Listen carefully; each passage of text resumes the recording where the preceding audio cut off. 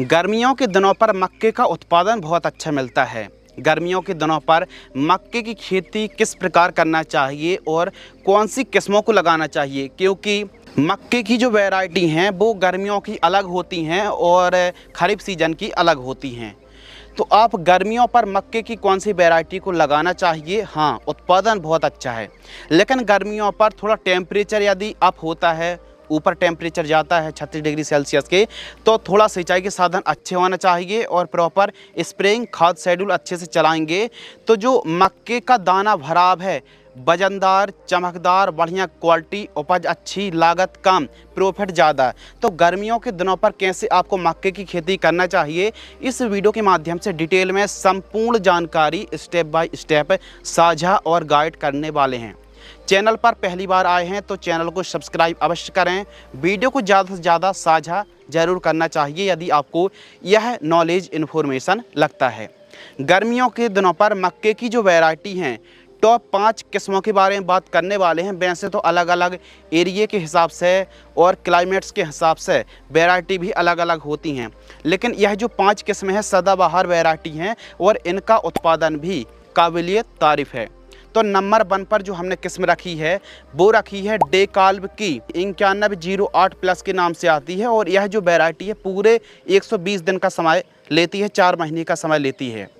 4.5 kg packet की कीमत की अगर बात करें तो 2100 रुपये के आसपास कीमत देखने के लिए मिलती है। यह जो रेट लिस्ट है वो ऑनलाइन देखने के लिए मिलती है। हो सकता है सिटी और ऑफलाइन मार्केट में कीमतें शॉप में कम ज़्यादा भी हो सकती हैं, तो कीमत को लेकर कमेंट बिल्कुल भी ना करें। पायोनियर की P1899 वैरायटी, यह जो वैरायटी है यह वैरायटी मात्र 95 दिन में तैयार हो जाती है। अब यदि आपकी गेहूं कटाई अभी हुई है और अभी यदि आप बुआई करेंगे तो फिर आगे चल के जब हमारी मक्के की फसल पककर तैयार हो जाए, उस समय पानी ना गिरे, तो यह 95 दिन वाली वैरायटी का चुनाव भी आप कर सकते हैं। यह वैरायटी 4 किलोग्राम सीड्स की कीमत 1850 रुपये के आसपास देखने के लिए मिलती है। नंबर 3 पर हमने जो किस्म रखी है वो रखी है 9126 डेकाल्ब की 9126।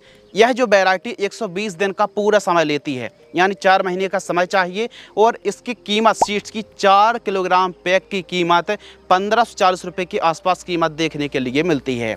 नंबर 4 पर जो किस्म है वो है पायोनियर की P3396। यह वैरायटी 120 दिन में तैयार हो जाती है और 4 किलोग्राम सीड्स की कीमत 1700 रुपये के आसपास है। नंबर 5 पर जो किस्म है डेकाल्ब की 9081 वैरायटी, यह भी काफ़ी खूबसूरत, काफ़ी बढ़िया वैरायटी अपने वेरिएंट में। इस किस्म को आप लगाते हैं 9081 को तो 115 दिन के आसपास का समय लग जाता है। डेकाल्ब की यह जो वैरायटी है 4 किलोग्राम पैक की जो कीमत है वो लगभग 1600 रुपये के आसपास कीमत देखने के लिए मिलती है। इनके अलावा भी काफ़ी ज़्यादा मार्केट में अलग अलग हाइब्रिड, अलग अलग वैरायटी मार्केट में अवेलेबल हैं, लेकिन देखिए गर्मियों के समय पर दिन का टेम्परेचर हाई होने लगता है, तो ऐसी कंडीशन पर जो वैरायटी हैं वो टेम्परेचर के अकॉर्डिंग सर्वाइव कर पाएँ, तो यह वो किस्में हैं जो सर्वाइव भी कर पाएंगी। दाने में चमक, क्वालिटी और जो पूरा भुट्टा है ना मक्का, उसमें प्रॉपर दाने पड़ने वाले, ऐसा नहीं कि लास्ट वाला जो भुट्टा है उसके दाने छोटे हो जाएं, यानी जो साइज़ है, जो दाने का आकार है वो समान मिलने वाला है और गर्मियों के दिनों पर बेस्ट परफॉर्मेंस यह वैरायटी करने वाली हैं। 1 एकड़ में जब आप बुआई कर रहे हैं तो लगभग 7 किलोग्राम सीड्स की बुआई आपको करनी है, ज़्यादा सीड्स नहीं, 8, 10, कुछ किसान भाई 12 किलोग्राम तक सीड्स 1 एकड़ में बुआई कर देते हैं। 1 एकड़ में आपको केवल और केवल 7 किलोग्राम सीड्स से कम ज़्यादा बिल्कुल भी नहीं करना है। बाकी रही बात टाइमिंग की, तो मक्के की खेती भारत भर में रबी सीजन, खरीफ सीजन और जायद में की जाती है। यदि खरीफ की बात करें तो जून और जुलाई महीना बहुत ही बेस्ट माना जाता है, लेकिन रबी सीजन दिसंबर में आप बुआई कर सकते हैं और जायद की बात करें तो जायद में आप मार्च अप्रैल महीने पर बुआई कर सकते हैं। अगर बात करें गर्मियों की तो दिसंबर से स्टार्ट आप बुआई कर सकते हैं और अप्रैल महीने के मध्य यानी दिसंबर से अप्रैल के मध्य कभी भी बुआई कर सकते हैं। दिसंबर में भी बुआई कर सकते हैं। गेहूं कटाई के बाद जस्ट खेत की सफाई करके भी आप मक्के की बुआई कर सकते हैं, लेकिन थोड़ा कम 95 दिन वाली वैरायटी का चुनाव आपको करना चाहिए। तो ये तो बात हो गई, टाइमिंग की बात हो गई, वैरायटी की बात हो गई और बात हो गई सीड्स क्वांटिटी की। अब बात कर लेते हैं टेम्परेचर। जो तापमान है मक्के के लिए, जो गर्मियों का टेम्परेचर है 15 डिग्री सेल्सियस से लेकर 35-36 डिग्री सेल्सियस तक का टेम्परेचर काफ़ी अनुकूल माना जाता है। यदि 40 डिग्री है, 42 डिग्री है तो मक्के के दानों पर जो वजन है ना वो कम हो जाता है। तो मक्के में अच्छे से दाना एकदम प्रॉपर आकार नहीं ले पाता है और अच्छे से रसदार मक्का एकदम उत्पादन देखने के लिए नहीं मिल पाता है। तो गर्मियों के दिनों पर यदि आप मक्के की खेती कर रहे हैं तो सबसे बड़ी बात है कि सिंचाई के साधन अच्छे नहीं, बहुत अच्छे होना चाहिए। साफ सफाई रखनी है।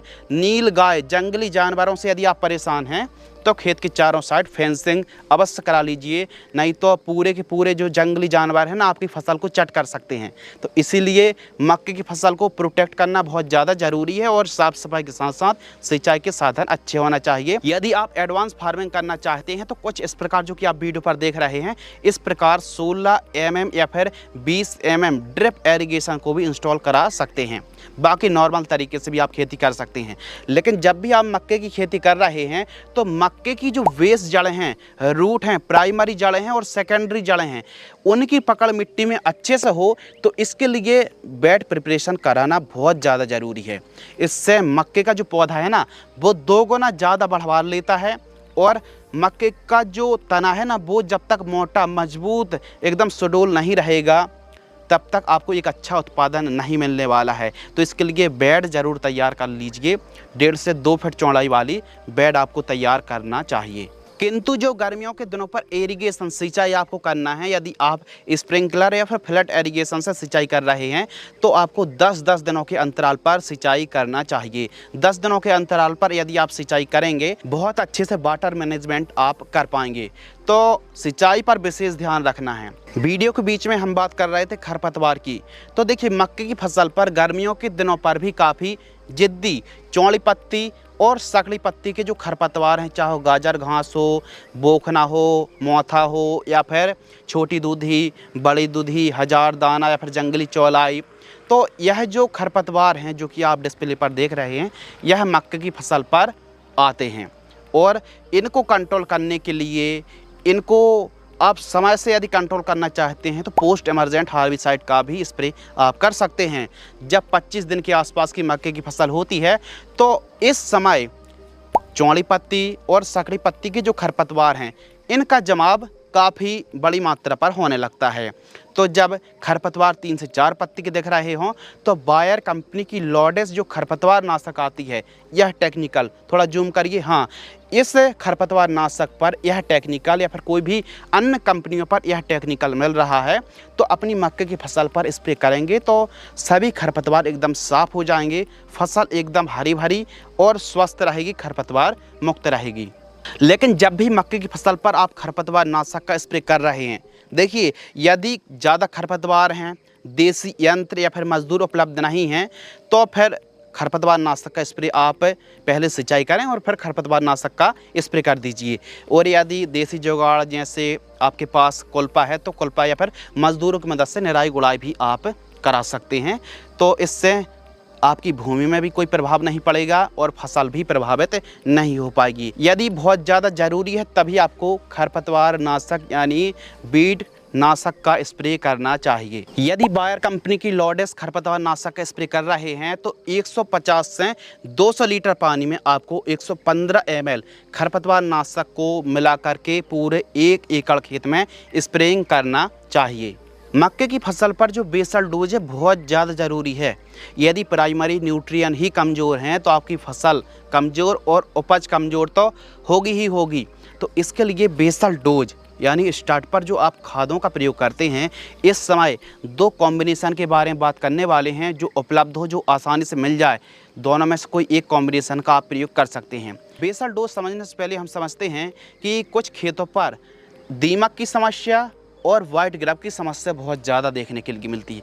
यदि आपके खेत में भी यदि पीली भूमि है या फिर कुछ पहले कोई आपने रोटावेटर से, जैसे अरहर की खेती थी, आपने रोटावेटर चलवा दिया, छोटे छोटे टुकड़े लकड़ी के हैं, तो फिर दीमक की समस्या आ सकती है। तो इसके लिए रीजेंट अल्ट्रा 3 किलोग्राम 1 एकड़ में या फिर फिप्रोनिल 0.3% दोनों में से कोई एक 3 किलोग्राम आपको बेसल डोज के साथ प्रयोग करना चाहिए बुआई के समय। अब बात करते हैं बेसल डोज। तो पहला जो कॉम्बिनेशन है NPK, जी हाँ, NPK में नाइट्रोजन, फास्फोरस और पोटेशियम तीनों की मात्रा मिल जाती है। NPK 12-32-16 आपको 50 किलोग्राम और single super phosphate powder form वाली 50 किलोग्राम, इन दोनों को मिक्स करके 1 एकड़ में प्रयोग करना चाहिए। यह था फर्स्ट कॉम्बिनेशन। यदि यह आसानी से नहीं मिल पा रहा है तो जो सेकंड कॉम्बिनेशन है, इसमें DAP di ammonium phosphate 18-46 50 kilogram और SSP पाउडर फॉर्म वाली 50 किलोग्राम, इनका आप प्रयोग कर सकते हैं। और आसानी से सरसों की खली है तो 50 किलोग्राम प्रयोग कर लीजिए। यदि सस्ते में जो सल्फर है इसकी पूर्ति करना चाहते हैं, उत्पादन बढ़ाना चाहते हैं, तो 50 किलोग्राम, जिप्सम बहुत सस्ता होता है, जिप्सम का भी प्रयोग आप कर सकते हैं। गोबर खाद उपलब्ध है तो 1 से 2 ट्रॉली 1 एकड़ में प्रयोग आपको कर लेनी चाहिए। यदि आसानी से उपलब्ध हो तो गोबर की खाद ज़रूर प्रयोग करना चाहिए। तो 1 एकड़ में इन खादों का आपको प्रयोग करना चाहिए, दोनों में से कोई एक कॉम्बिनेशन का आपको प्रयोग करना चाहिए। इससे जड़ों का विकास, रूट का डेवलपमेंट बहुत अच्छे से होता है। स्टार्टिंग पर फसल बहुत अच्छी हरी भरी, अच्छी बढ़वार, अच्छी चाल लेती है और प्रकाश से भोजन भी बहुत अच्छे से बना पाती है। दूसरे खेत और अपने खेतों में आप अंतर अलग अलग देख पाएंगे, यानी बढ़वार बहुत अच्छी होने वाली है, क्लोरोफिल की मात्रा बहुत अच्छे से डेवलप होगी, विकास होगी। तो इन खादों का बेसल डोज के रूप में अवश्य आपको प्रयोग करना चाहिए। मक्के की बुआई कितनी दूरी पर करें? गर्मियों के दिनों पर मक्के का जो डिस्टेंस है, सही डिस्टेंस, एक अच्छी पैदावार के लिए डिस्टेंस बहुत ज़्यादा ज़रूरी होता है। एक अच्छी पैदावार निकालने के लिए बेड विधि से, चाहे छोटी छोटी मेड़ बनाएं, मेड़ विधि से ही मक्के को लगाना चाहिए। डिस्टेंस के ऊपर हम बात कर रहे थे। सही और सबसे बढ़िया जो डिस्टेंस है, लाइन से लाइन की दूरी आपको रखनी है 18 इंच, लगभग 1.5 फीट, और पौधे से पौधे की दूरी आपको रखना है 12 इंच, यानी 1 फीट। इस हिसाब से आपको बुआई करनी चाहिए। और जो गहराई है, डेप्थ सीड्स की 2.5 इंच से लेकर 3 इंच गहराई पर आपको बुआई करनी चाहिए। इस डिस्टेंस से यदि आप बुआई करेंगे तो 1 एकड़ में 6 से 7 किलोग्राम सीड्स की रिक्वायरमेंट पड़ने वाली है। मक्के की फसल पर गर्मियों के दिनों पर जो खाद का शेड्यूल है, फर्टिगेशन शेड्यूल, बहुत ज़्यादा ज़रूरी है। समय समय पर यदि हम न्यूट्रिएंट की, खासकर नाइट्रोजन, फास्फोरस, पोटास की पूर्ति तो करेंगे ही करेंगे, साथ ही दोस्तों सल्फर, कैल्शियम, बोरॉन और माइक्रो न्यूट्रिएंट, इनका प्रयोग करेंगे तो फिर जाहिर सी बात है फ़ायदा ही फ़ायदा होने वाला है, फसल अच्छी बढ़वार लेगी। तो इसके लिए बेसल डोज में खादों का प्रयोग करें। मक्के की फसल पर फर्स्ट खाद, जब मक्के की फसल गर्मियों के दिनों पर बुआई से लगभग 20 से 25 दिन के आसपास की होती है, तो इस समय हमको प्रयोग करना है ह्यूमिक एसिड। दानेदार फॉर्म वाला आता है 10 किलोग्राम। अब दानेदार फॉर्म वाला नहीं मिल रहा है तो इसके बदले 98% पाउडर फॉर्म वाला 1 किलोग्राम, दोनों में से कोई एक का प्रयोग करना है। और इसके साथ आपको मिक्स करना है माइक्रो न्यूट्रिएंट 5 किलोग्राम, 3 किलोग्राम से लेकर 5 किलोग्राम। फसल की सिचुएशन, कंडीशन को ऑब्जर्वेशन करते हुए फसल की कंडीशन देखना है, उस हिसाब से माइक्रो न्यूट्रिएंट फर्टिलाइजर्स, जिसमें जिंक हो, बोरॉन हो, आयरन हो, कॉपर हो, मैग्नीज या फिर मोलिब्डेनम हो, इन पोषक तत्व युक्त माइक्रो न्यूट्रिएंट 3 किलोग्राम से लेकर 5 किलोग्राम। और इसके साथ मिक्स करना है यूरिया और उर्वरक खाद 20 किलोग्राम। इन तीनों को ठीक तरीके से मिक्स कर लीजिए। पहले मक्के की खेत पर निराई गुड़ाई करें, 1 दिन की तेज़ धूप लगाएं, जड़ों से 4 से 5 इंच दूर दे करके प्रॉपर मिट्टी को चढ़ाएं और फिर सिंचाई करें। और फिर 3-4 दिन बाद आप जो रिजल्ट देखेंगे, आपकी फसल एक अलग लेवल की ही देखने के लिए मिलेगी। ये थी फर्स्ट खाद। और जो जानकारी है पर एकड़ की दर से साझा कर रहे हैं। 1 एकड़ में 43,560 स्क्वायर फीट होते हैं।